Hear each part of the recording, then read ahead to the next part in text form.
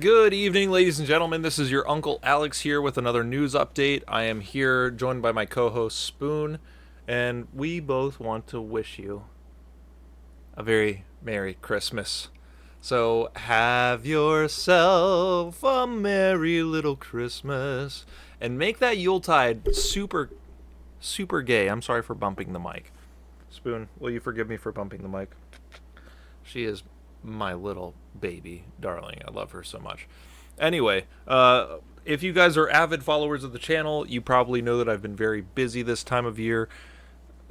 And if you're not avid followers of the channel, I am very busy this time of year. I work in a warehouse, a distribution warehouse for retail companies. So the Christmas season is a very busy season for me. Ordinarily, my week looks like 3 days of very long shifts and 4 days of free time. Right now, it looks like 5 days of very long shifts and 2 days of basically just sleeping. So, yeah, the episodes are rolling out. I made that declaration in the November update vlog, and if you didn't see that, then I'm telling you now. Episodes of the show are not coming out very quickly or easily because I don't have much time to work on them. Now, I have a couple of interviews that are already in the pocket and ready to be edited and turned into a show, but it's that several hours of editing and formatting and mixing that I don't have time to do right now. So if you guys want to be on the show, please email me. Interviews are super easy. It takes about an hour of my time. Just email me and we can talk. We can talk about what you've seen, what you've experienced, or what you know.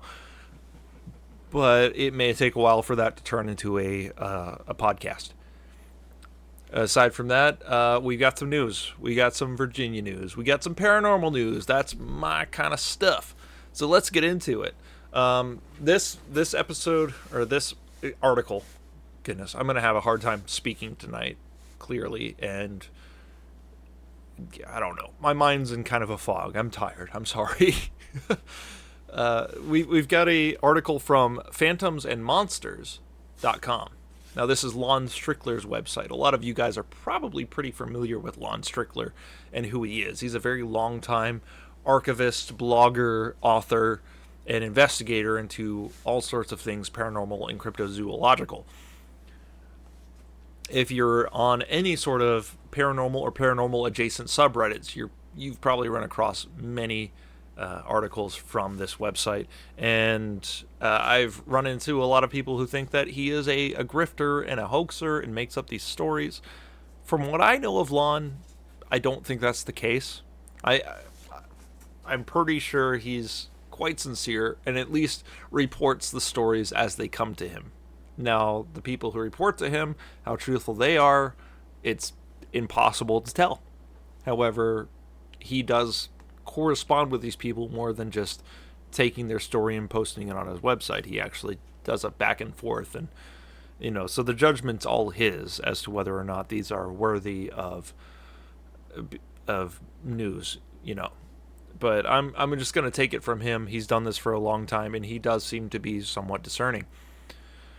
So our first story here is been published on October 26th of 2023. This is not necessarily news, but you know what they say, no news is good news. Well, in my situation, that's not necessarily the case. I want as much paranormal news as possible, recent news, But here's something from 2023. He gives a little summary before the article, but I'm just going to get right to it. I traveled about an hour from my home in Lynchburg, Virginia, to do some exploring in the Blue Ridge Mountains. I'm not big on hiking or whatever, but I had recently gone through a breakup with my boyfriend. I just needed some fresh air and some time alone. I packed and started wandering. I didn't follow a specific path. I was mesmerized by the gigantic trees, the fauna, and the wildlife. I was really enjoying myself. I'd been hiking for about 2 hours when I saw this large hole on a nearby mountainside. It wasn't too far. It seemed like it was a manageable climb. So I climbed up, and when I got to the grotto, I stuck my head in, and it was dark. Turned on my phone's flashlight, and that's when I realized it was a deep cave. I got a little carried away thinking about how I discovered a cave, wondering if anybody else had been up here. It was sort of exciting. Well, I ducked down and I walked in. I went in a few feet very carefully, but I could see a smooth rock floor beneath me, and I felt safe. So I continued walking forward, following the light from my flashlight. I was maybe 15 or 20 feet in when I realized that it was a cavern. There were a few openings in the walls surrounding the cavern. I picked the closest one to me and I looked in. It was another tunnel. It was big enough to walk through, so I stepped in and I carefully walked a few more feet. And that's when I heard scampering. I stopped walking, thinking maybe I'd kick something. I looked around, but I saw nothing. Then I heard the scampering again, and when I raised my phone up to look ahead of me, I saw a person. Only not like a regular person, but a humanoid. It was fully nude and it looked very malnourished. It was crouched down on its hands and feet about 4 feet in front of me. It was so pale, like maybe it had never even seen the sun. Its face was sunken in and I could clearly see the cheekbones. It had totally black eyes, not just the pupils, but all black. Between its hands was a half-eaten rabbit. I heard the chattering sound and I realized this human was making this noise. I don't know how I knew, but I knew it was calling out to others. I moved back towards the entrance, but I kept my flashlight on it. It seemed fearful of the light and didn't try to move towards me. I was able to get back through the entrance and took a look around. I didn't see anything else. I then ran for my life back the way I came, and I could hear the chattering, and it was getting closer and louder. There had to be more than just one. I felt like I was being hunted.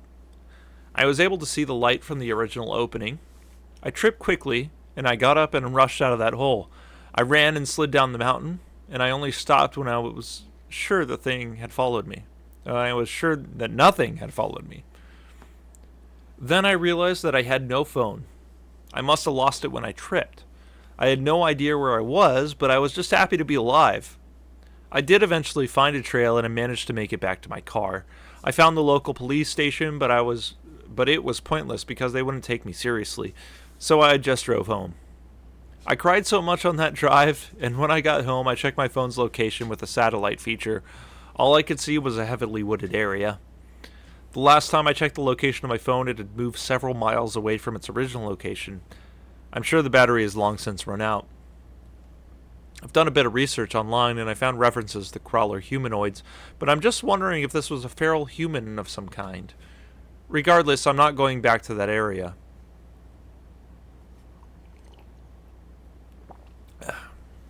So here's a note from Lon.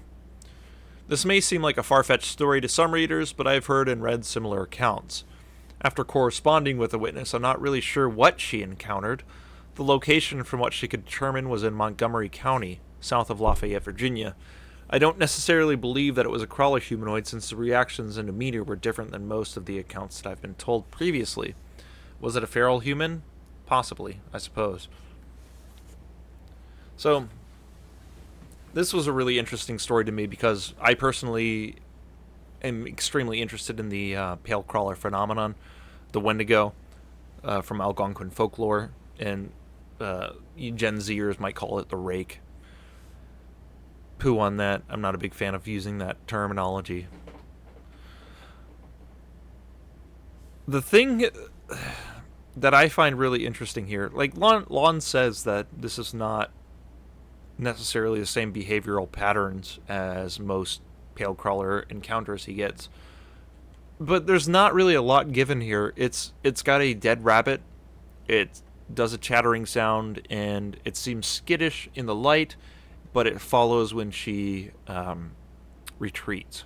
Okay, so as far as I know, these things are fairly curious. They will check people out but not get too close.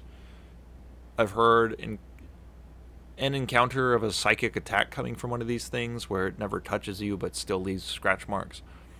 But usually the idea is that it's either hanging out in the woods and just trying to get a look at you, or it's completely unaware of you and just going on about its business, which is traveling in most cases. Okay? So, I don't know. None of this seems too terribly out of place. The chattering I've heard attributed to feral humans before, but from the attribution came from a source that I honestly don't trust too terribly well. It seems like a guy who's just trying to make up stuff to get a rise out of people and get views on his YouTube channel. So just the way it was presented made me not want to believe that whole feral humanoid thing, or feral human thing, from that specific source who was talking about the chattering, clicking, that sort of thing. The black eyes, though, that's something that I think has a spiritual, supernatural significance. You guys have probably heard of the black-eyed kids, a very common phenomenon these days to hear about. I think it was really first reported in the early 90s, around the time that the first Mortal Kombat movie came out. And if you know the story, you know why that's relevant. Spoon, what do you want? Come here. But yeah, the black-eyed kids stories always have them as toddlers to preteens to probably young teens with totally black eyes who are asking to come in, like vampires. They have to be allowed in before they can do whatever they're going to do. And if they're not allowed, they become very aggressive, and then it's a now you see them, now you don't situation where they just sort of aren't there anymore. Very interesting to me, possibly demonic manifestation, which I think is relevant to the Wendigo or the pale crawler phenomenon, because in Algonquin folklore, a person is possessed by the spirit of the Wendigo. And when you are possessed by the spirit of the Wendigo after committing an act of sin, usually not carnivory, but I'm a carnivore. When you cannibalism, you are then possessed by this spirit, and you transform in such a way that your eyes turn black, arms elongate, emaciation, constantly hungry, this sort of thing. Like you're a zombie in a sort of sense. But the black eyes, I think, have some sort of spiritual significance. And I've even heard from a very close friend of mine who was in a domestic abuse situation, that when her partner got into these irate, just unmanageable sort of fits, kind of a manic, abusive situation, their eyes would literally turn from normal white sclera to completely black all over. And I think that is sort of a demonic manifestation. It doesn't mean this person is necessarily possessed, maybe influenced, but could be that in a moment that a demon of rage has taken over this person and their eyes will turn black. So I think that's notable.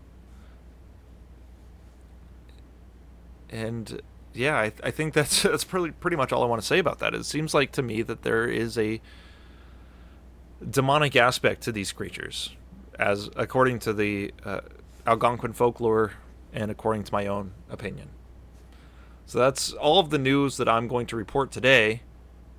Now, there's a couple of different articles here that I want to get to, but I don't want to make a super long video. These are supposed to be nearly about 10 minutes. So where we're talking about, where do I have it?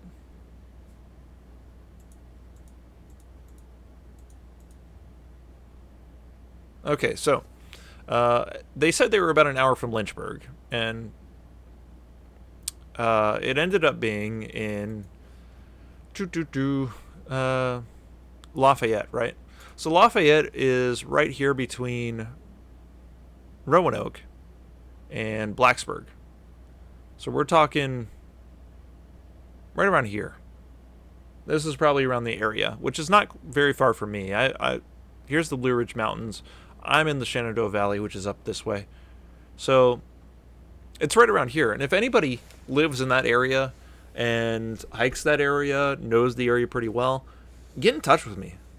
I want to come down. I want to check out off the beaten path, see if we can find any sort of cave openings in Lafayette County. So if you can, hit me up. Aside from that, this is Uncle Alex signing out. Thank you guys for tuning in.